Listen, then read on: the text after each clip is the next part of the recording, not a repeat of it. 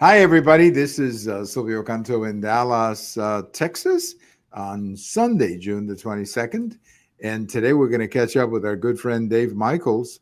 And Dave, of course, is our expert when it comes to sports and especially the Texas Rangers, a team that I love.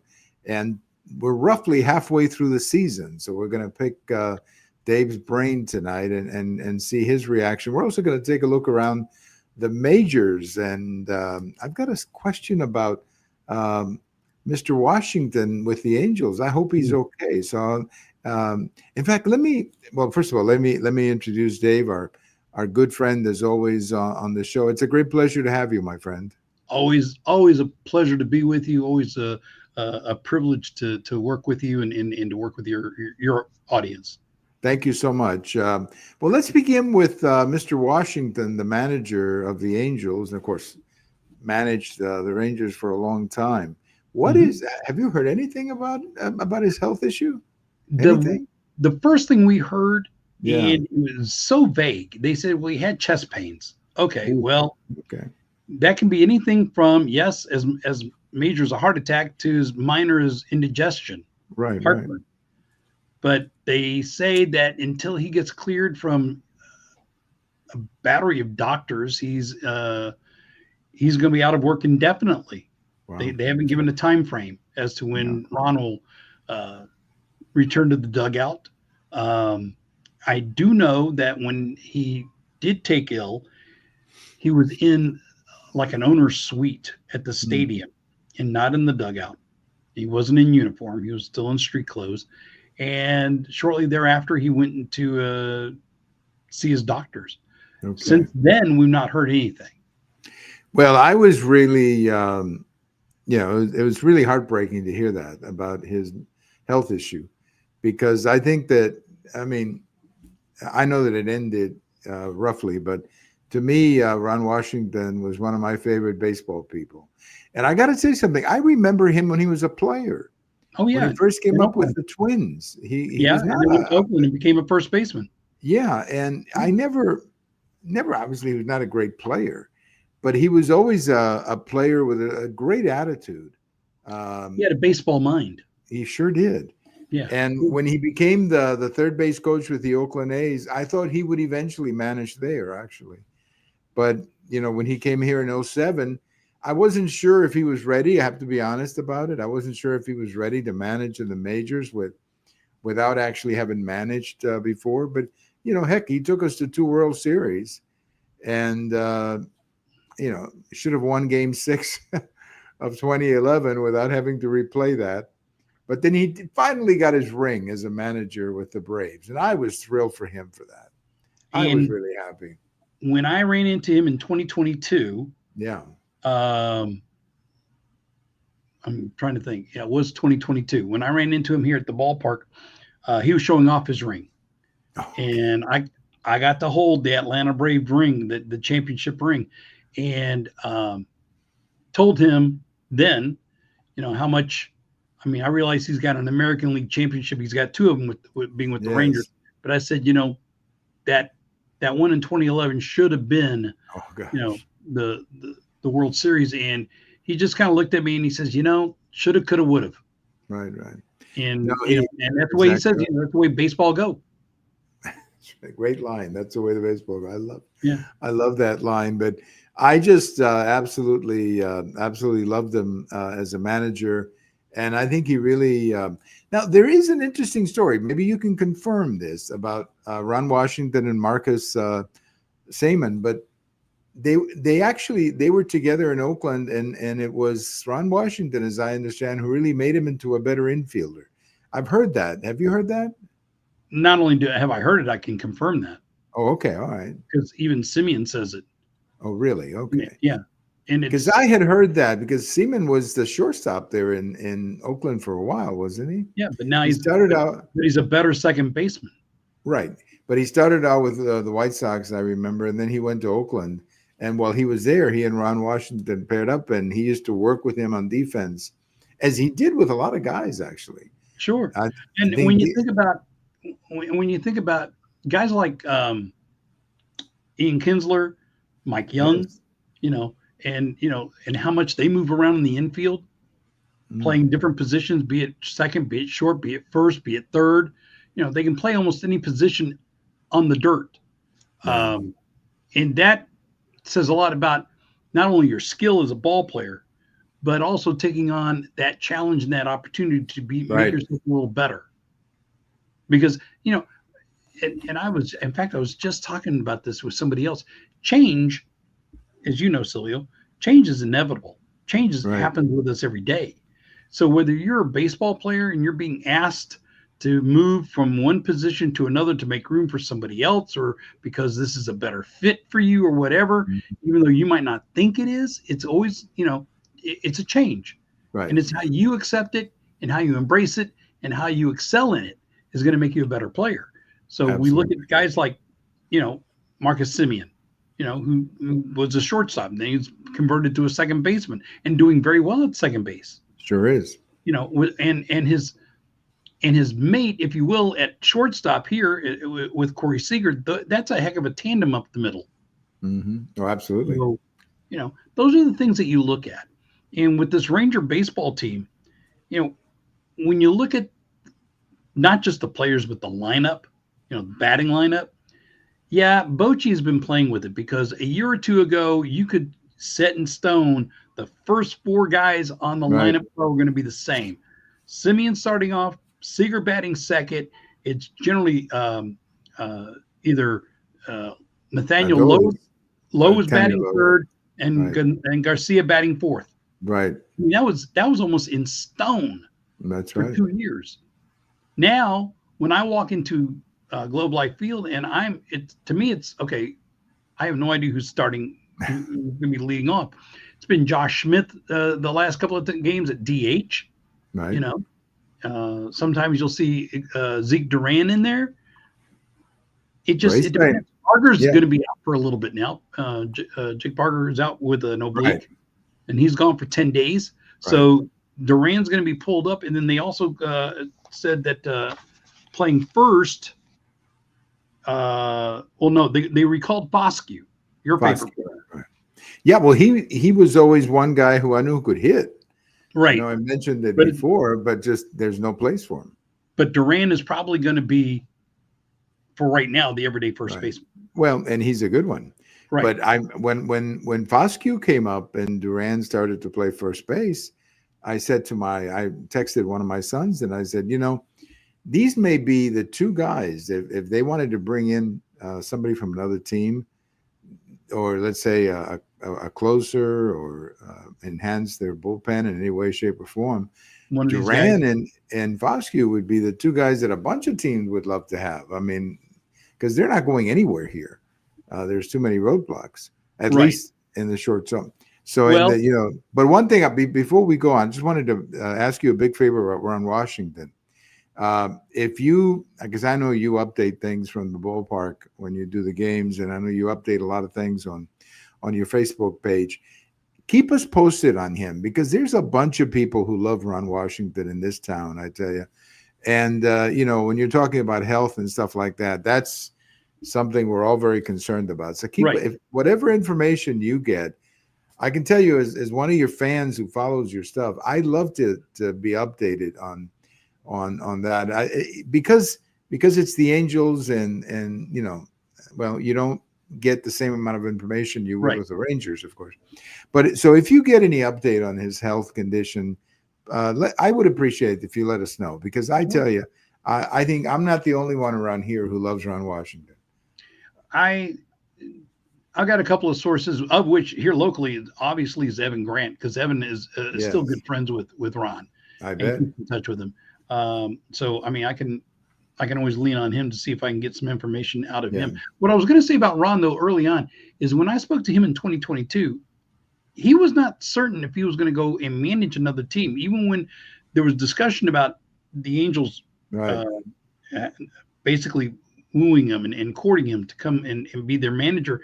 He was thinking very seriously about walking away from the game and just in total. Right. Well, so this might be that wake-up call for him if his health is that, in which we've heard, like I said, we heard chest pain, and like I said, that could be anything from a heart attack to indigestion. Yeah, it could be a lot of different things, but Right. I was surprised too, David, when he came back to manage. I was surprised because of the team he took. It's one thing for Bochy to come back and go to a very competitive team, but But it's quite Texas another. wasn't. Well, there Remember wasn't, when Bochy came to Texas, right. just remember, we had lost almost 90 some odd games the Yeah, year back to back, before in 2022. and And 100 the year before, we got rid of Woody. right?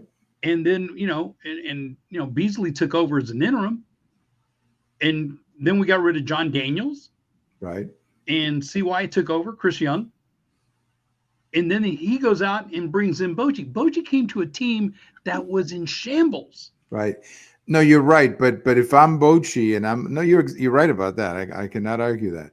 But the reason I think he must have seen the expenditures on the pitching staff, and so I think he saw a team that was going to spend money to try to be competitive. The Angels, I saw something today that they have a horrible farm system. Yes, that their farm system stinks. So I never quite understood Ron Washington. If Ron Washington, just to say one more thing about him, if he had taken over the Houston Astros, that would have made a lot more sense to me.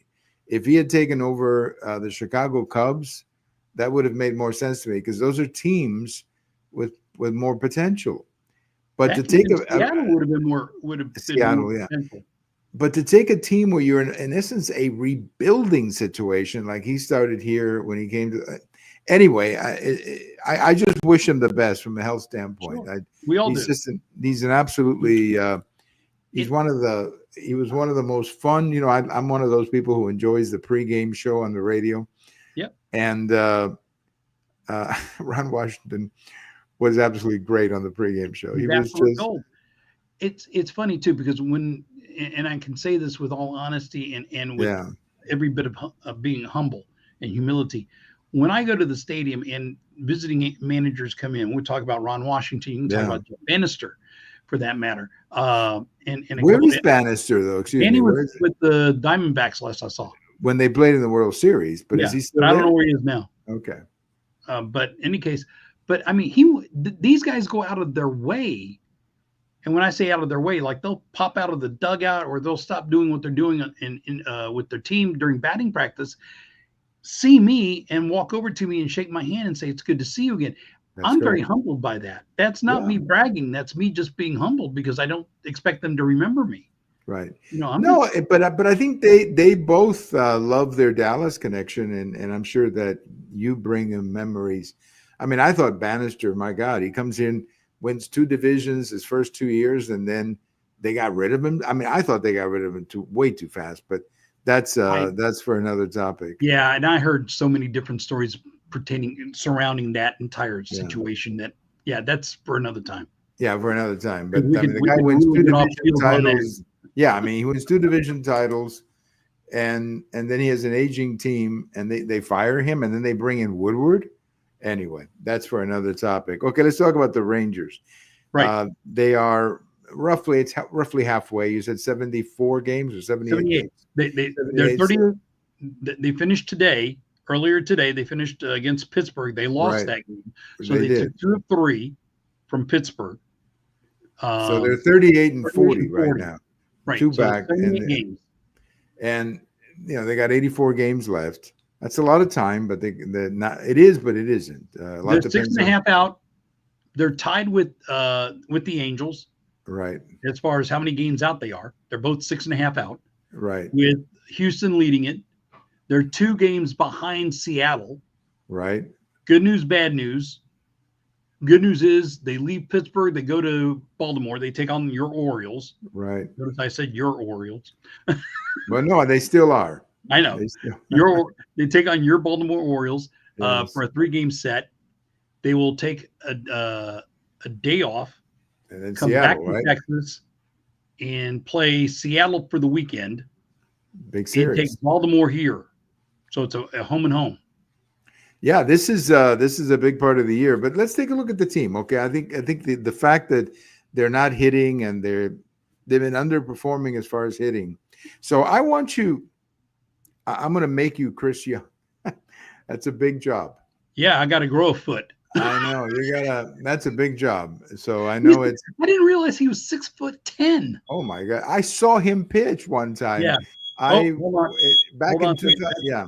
That's a fire detector going off in my room. Hold on a second. Okay. I'll be All right right. back. Yeah. All right. No problem. So anyway, let me shut off that sound until he comes back. But anyway, this is a story going back to 2004 when Chris Young was traded to the Rangers uh, from San Diego. He was traded here. I think there was a Japanese pitcher too. Let me see if I can get. There I am. Okay, we got you back. Sorry You about got.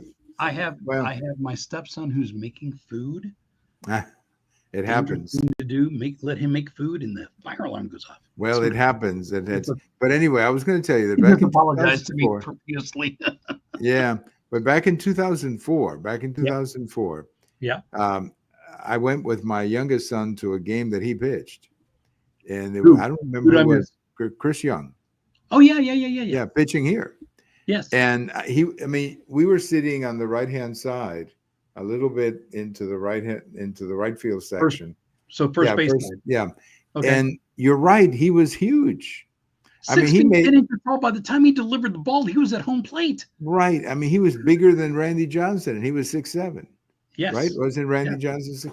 But anyway, so let me make you Chris Young without magically adding a couple feet to you or 1 foot to you or whatever the formula is. Yeah. But let me see. You're Chris Young. Yep. I heard Chris Young on the pregame show yesterday say, "I still believe in this team. I believe in them, and we want them to play to whatever the norm is, which is what you expect them to say, you know."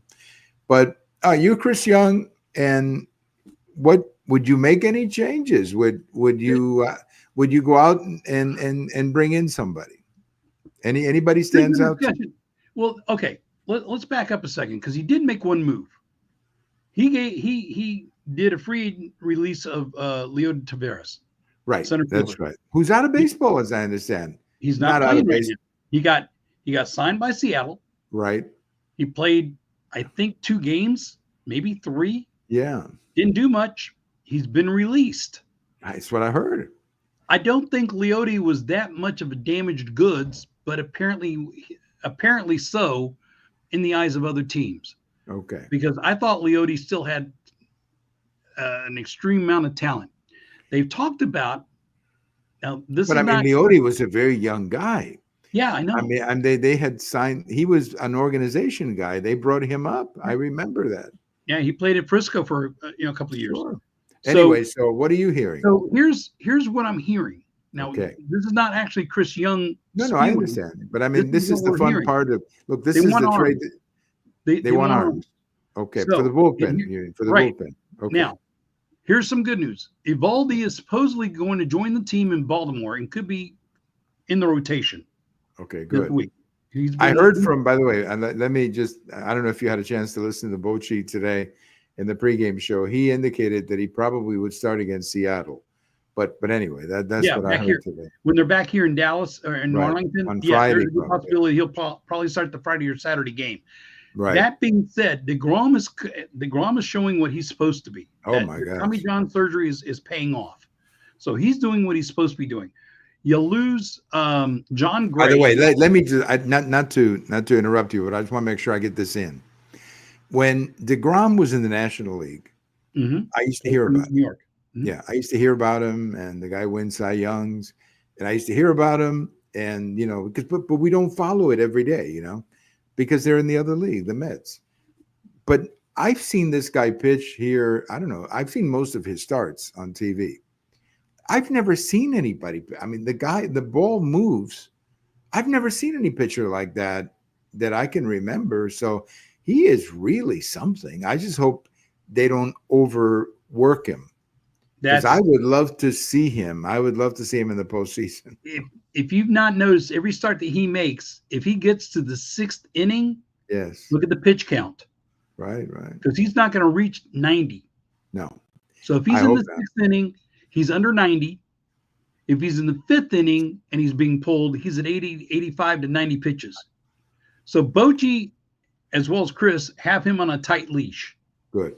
Okay. That's They're good. not going to let him get, it'll be, I can't even imagine him getting a complete game. I can't see him going 9 innings. Unless he's got a perfect 80. game. Unless Yeah. he's pitching a perfect game, you know. Well, and he's throwing 9 pitches an inning.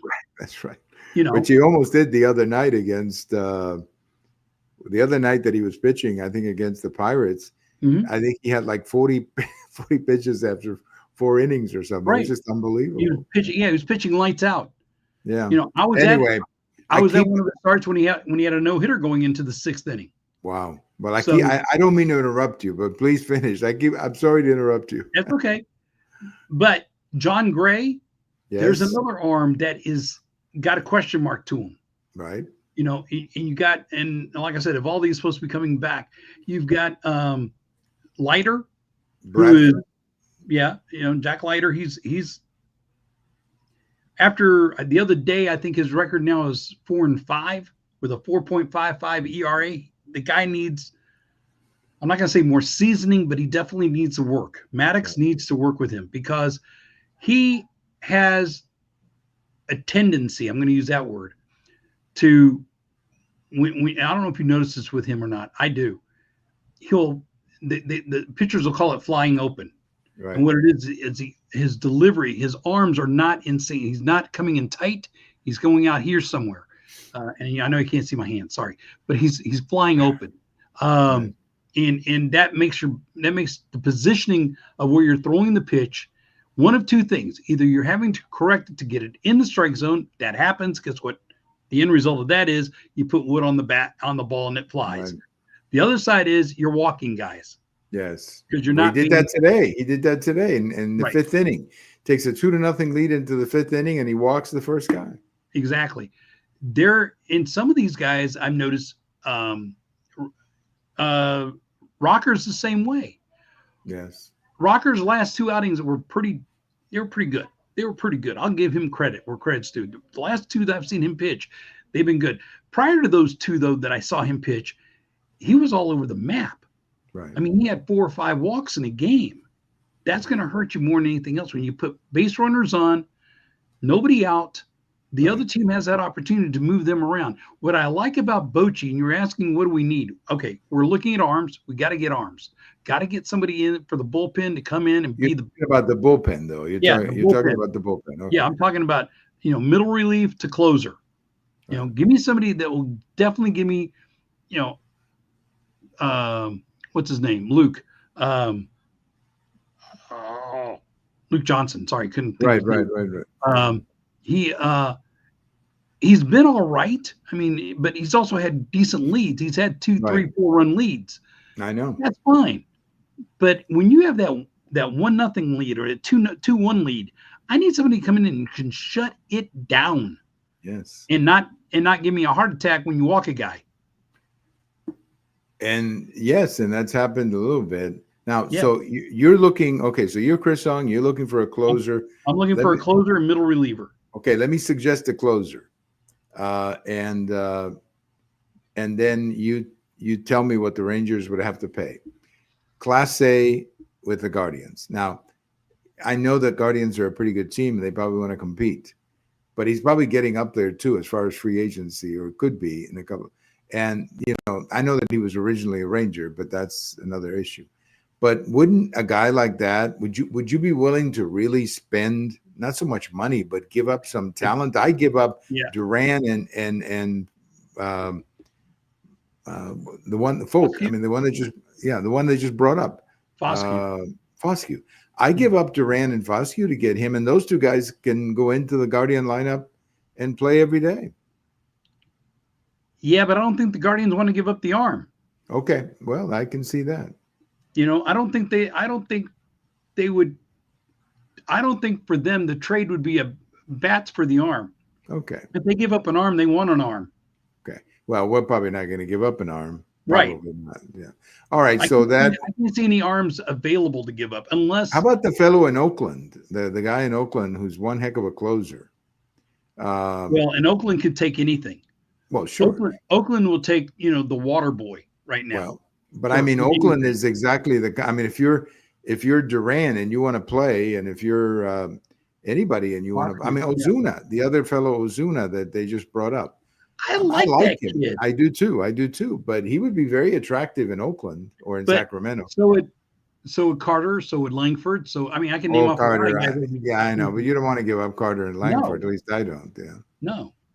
Langford was out for a little bit because of I think Bochy said it was for mental Right. mental health. Same with Garcia when he took Garcia out. Gave him a couple of days rest. Yeah. Which as a manager, you have to manage. You got to manage him mentally as you do physically. So I don't take that away from him. No, look, it's a long season, and sometimes they get worn out. So give them a few days off. I agree with that strategy completely. But Completely. as far as what Chris Young could, I mean, I don't think this team's in a sell mode. No, not at all. Not at all. But I don't think they're in a selling mode. So whatever they're going to give up, look for things to be given up that are in the minor leagues right now, AAA, AA, as far as prospects are concerned. But remember, when you give up a prospect, it's what you get in return as a front liner. Because right now, I don't know what they were going to get for a front liner. I mean, well, it could be a prospect for a prospect. Yeah. Well, but yeah, I know what you mean. I just saw something that the fellow with the Braves, there's a hitter with the Braves. They're talking about bringing him here. Ozuna, I think it's his name. Ozuna Jr. Marcel Ozuna. Yeah. Is that his name? Marcel Ozuna, the right-handed batter with the Braves. Ozuna or Acuna? No, not Acuna. Acuna is the one who he's not coming anywhere. No, Acuna is going to stay there for a long time. Yeah, but I'm talking about Ozuna, or I think it's Ozuna, is the right-handed batter, the guy who's got a beard. Oh, right-handed batter. Yeah, Marcus Ozuna, I think it is, or Marcel. Ozuna, one of those. Marcel. And I understand that. I follow these podcasts, and the guy with ESPN said he'd be a perfect fit for the Rangers. He's a right-handed bat. He could DH, play first. I mean, he would add some value. And apparently, according to the guy at ESPN, I can't think of his name right now, the Braves would only ask for a very young minor league player, very high-ranking international player. But I don't even know the guy's name. But that's all they would want for him. The Rangers just signed this two-way player. What's his name? Kim. Right, the Korean. Out of Korea. Yeah. Who there's a lot of interest in him. Yes, and him to think that he's the next Ohtani. Well, maybe he is. I mean, that's a big Well, he's big 18. label to put it. Yeah, that's a big label to put on a kid. That's right. Yeah, put him through the system first. Yeah. They also have the kid at Frisco, Sebastian Walcott. But they say he's a year away, that he's not ready. They're not going to push him. But he's playing very well down there, too. Yeah, but I don't see him coming to the show in a year. I see him going to Round Rock and get some. Right, that's right. And that's exactly. So he might be one of those guys you call up in 2026 in September. But, a year into the future. But, I mean, if you're not going to be able to get Class A, who's, I think, the top reliever out there, I don't know what Chris would have to give up to get Class A, because again, I don't think the Guardians are going to go armed for bats. Right. No, that's true, and I don't blame them. In their situation, they want to get to the postseason too. Right. But here's the thing and whenever we play these teams like the Pirates and Kansas City, you keep saying to yourself that they come up with these pitchers who are pretty decent, out of the bullpen, and you keep saying, let's try to get one of those guys. I mean, the Pirates. This weekend, I saw some pretty good pitching there, and they're not well-known guys, but they're the kind of guys you could trade, and pick up a workable addition to your bullpen. Hang on a second. You don't have to we're about to go again. Okay, all right. Okay, all right. Let's hold on. I'm going to go mute. All right, yeah. Just go mute for a while, and then come back when you. But anyway, we're talking to David Michaels. David is a local sports writer. If you follow him on Facebook, he's always on Facebook with his reports from the ballpark. He's at the ballpark, and he gives you an inning-by-inning account of the game. It's very entertaining. He also does a podcast. And I met David many years ago. here in the Dallas area. And anyway, he's very knowledgeable when it comes to sports. I think we got you back on. Let's say, did you put out the fire? Let's see. Yeah. There you are. Yeah, we did. You put out the Yeah, fire. All right. Yeah. Yeah. Well, tell your son to maybe wait until after we're done to cook. I know. It can happen. Look, those fire alarms. I mean, in a way, but I'm glad they are, because when you really need them, you really need them. So in a way, I'm glad that they are. Yeah. So anyway, so I was thinking that he could do some minor deals like that, where you bring in some pitchers, like Daniels did back in 15 and 16, when he brought in some of these arms and these spot starts. And don't have to give up a lot. If John Gray is willing to go to the bullpen, that would be a great thing. Bradford, I'm sure, is going to have to go to the bullpen. Well, the funny thing is, John Gray was scheduled to go bullpen. Yes, he was going to stop being the starter. He was going to become a middle reliever. So he was supposed to give you 3 solid innings, right, as a middle reliever. So I mean, if you needed him in the 6, 7, and 8, he would have been there for you. Right. But that's right. And he can also go a little long too in the game, which is what I like about him. If you have to get somebody out there 3 or 4 innings, not like they did with Lance the other night. I mean, that was pretty incredible. Lance going out and pitching 5 innings or whatever. That was really good. But that's the kind of adjustment that I can see, where they go out and pick up some of these pitchers. And obviously Chris Young has all that information because he's got scouts out there, right? Where you don't give up that much.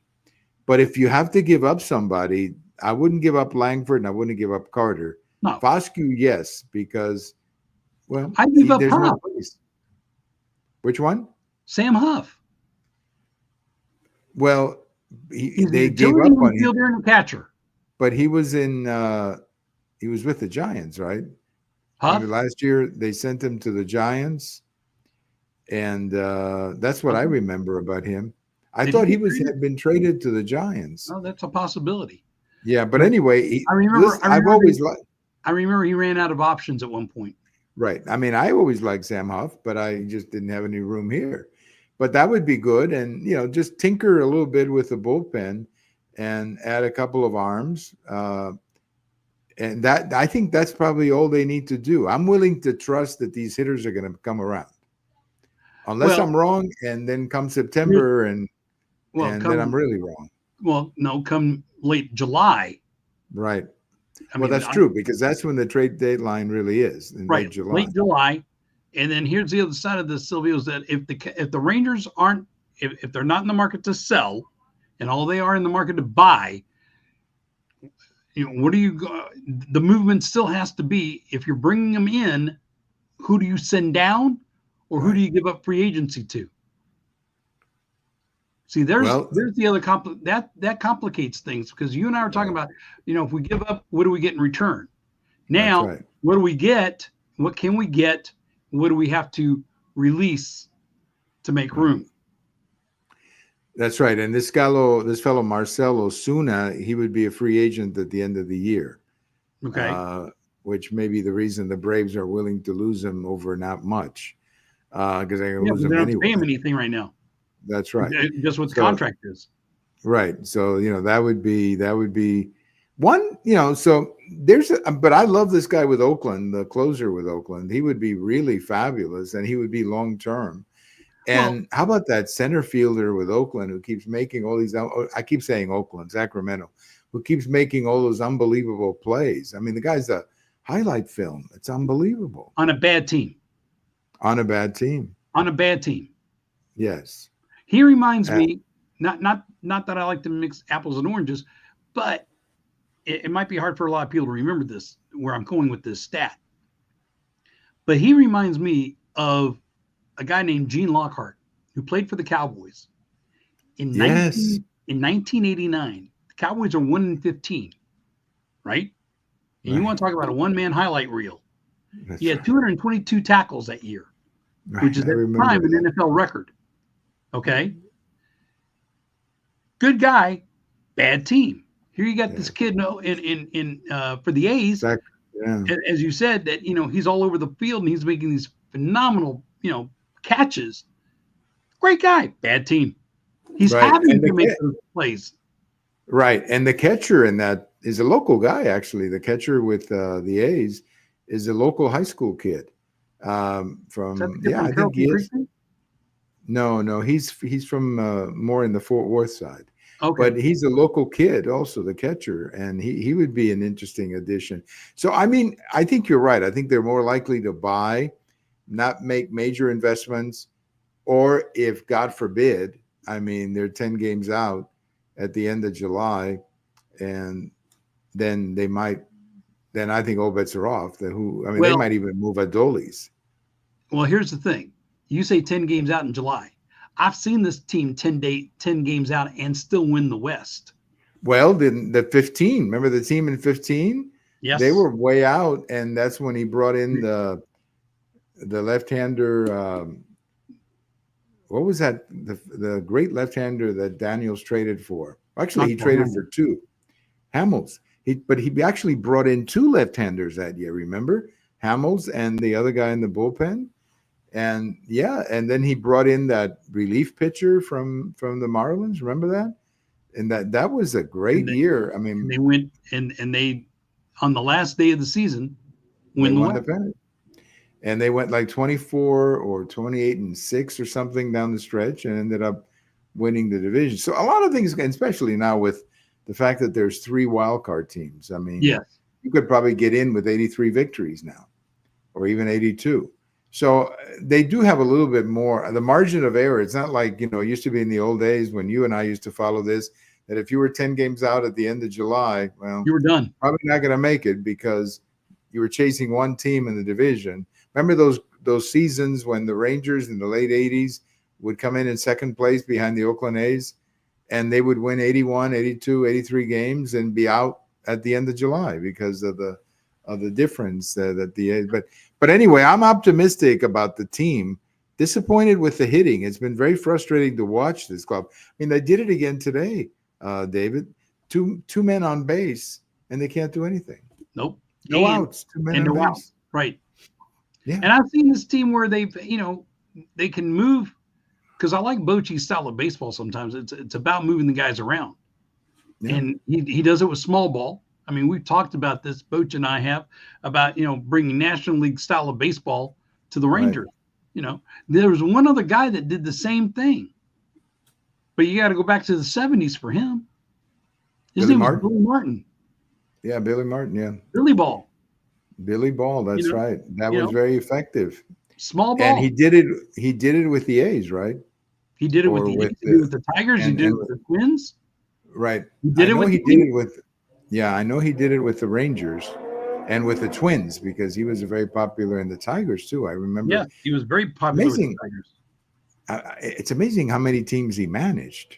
Yes. He managed the Twins, the Tigers, the A's, the Rangers, the Rangers, and then the Yankees. Yeah. When he went to the Yankees, yeah. Now, here's a piece of trivia that nobody really cares about, and you probably don't even really care about.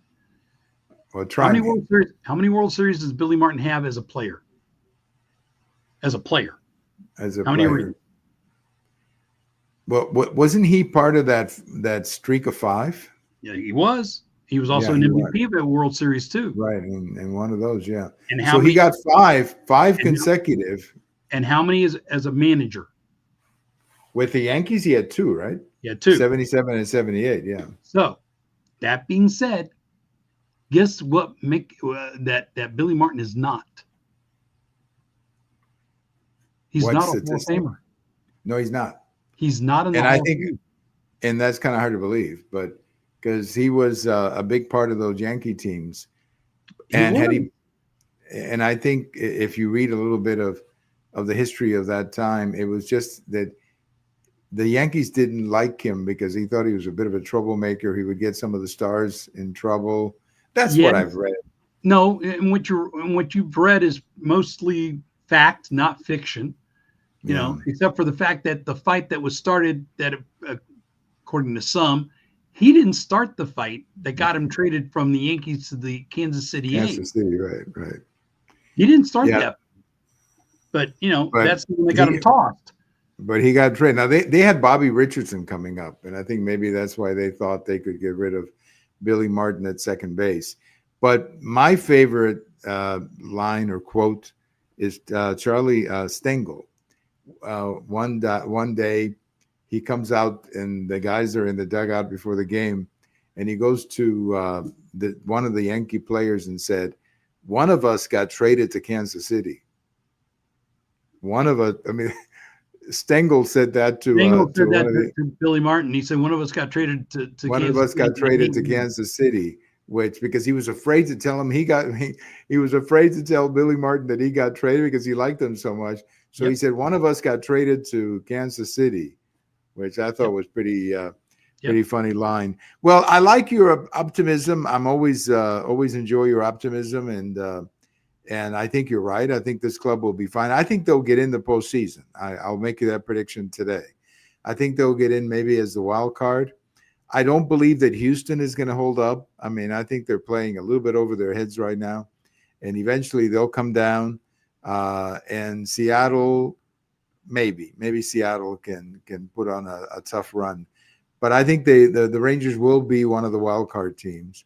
And then, look what happened the last time. Once you get in, you just never know what's gonna happen with a Bochy team. Now, give me just a few seconds. Give me what is your biggest surprise? Not Rangers, but let's say Major League Baseball this year. What is your biggest surprise as far as a team? Right now? Right now. My biggest surprise right now, I think, is the Mets. The Mets? That they're bad, you mean? That they're bad? Yeah, they're that bad because I wasn't expecting them to be that horrible right now. Right. My biggest surprise. Yeah, go ahead. No, I was going to say they are right now. No, the Mets are leading. I thought you're tripping me. They're leading it by 10.5 games over Atlanta. They're tied with Philly, but the Mets are tied with Philly and they're 10.5 games over Atlanta. But I thought the Mets had lost 7 or 8 in a row, or they're something like that. 46 and 31. Are you sure that's the Mets? Well, you got it in front of you there. Yeah, they've won one, and their last 10, they're 3 of 7. That's what I thought. They had lost several in a row. But Philly's come up because they're 8-2 in the last 10, and they're 46 and 31 as well. Okay. So they're tied with Philly. But the Mets, when I said that, I was surprised by it because they were leading the East. Right. I thought their record was a little bit less than that, but so that would. But my biggest surprise, and maybe it shouldn't be, is the Tigers, and it shouldn't be because it's a very good young team. But we don't keep up with. Yeah. Well, the Tigers are 19 above 500. I know. And they are, where are they at? They're 8.5 over Cleveland right now. I know.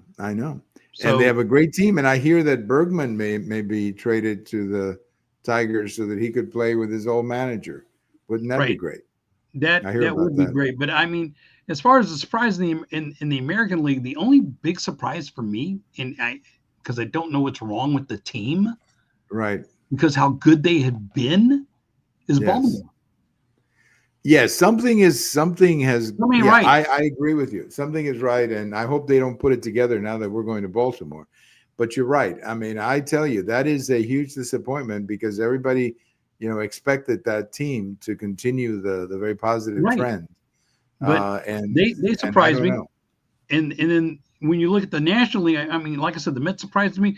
But, the one team that everybody was pointing fingers at and saying, this is the team you need to look out for. This is the team you got to look out for. They ain't doing anything. Is San Diego. Right. That's a tough division, though. It is. When you've got the Dodgers, I mean, that's going to be the wild card. That's all they really have Dodgers, Giants, and then Colorado. Well, Colorado just flat out stinks right now. Colorado is really. I don't know how baseball can allow that to happen. And because, I mean, you've got a major league team, you're charging major league prices. And you got a bad product on the field. But I mean, a really bad product. This is not it's one thing to play 400 ball and lose 100 games. It's another thing to play how they're playing. And I just think it's, the commissioner, again, it's easy to blame the commissioner, I know, but how in the world Right. does Major League Baseball, how does any owner benefit from having a team that bad? I don't know, but when you look at, okay, we said that they played 78 games, right? Right.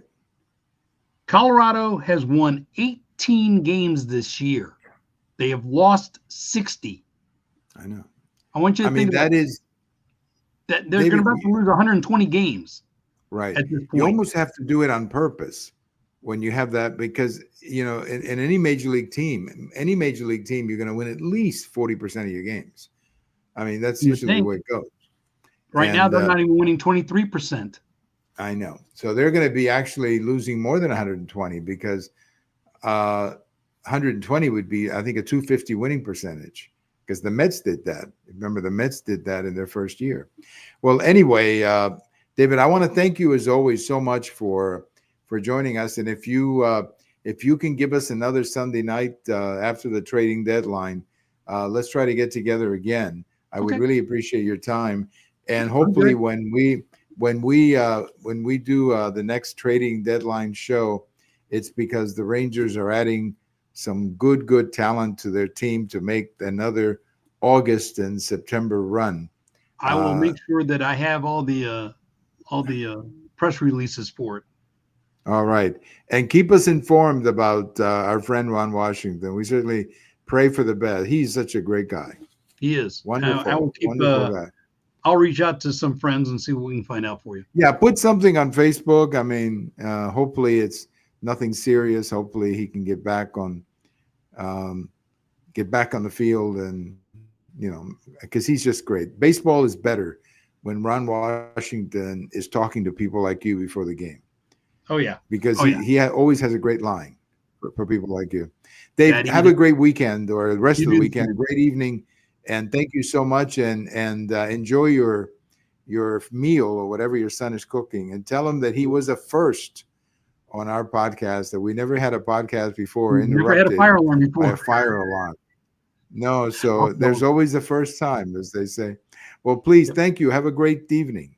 You do the same. Thank you so much. Good to see you. All right. Thanks. Give my best to your wife. And I will do so. All right. And we'll talk to you later. Our good friend Dave Michaels. Always love talking baseball with Dave. I mean, just talk baseball and all these little other bits and pieces of the game that are so much exciting. I'm optimistic about the Rangers. I'm hoping that they get back in it. They're not really out of it. I mean, to be honest with you, they're not really out of it. I mean, they're within shouting distance. It would be nicer if they were, let's say, closer to first place, but they're very much in the wild card race. And these days, that's all you need to get in the postseason. But it would be nice if they were a little bit better, and if they would just start hitting. This club they could easily win 20 of 25 if they would just start hitting. Well, thank you for listening. This is Silvio Canto in Dallas, Texas. And we'll talk to you later. Bye-bye, everybody.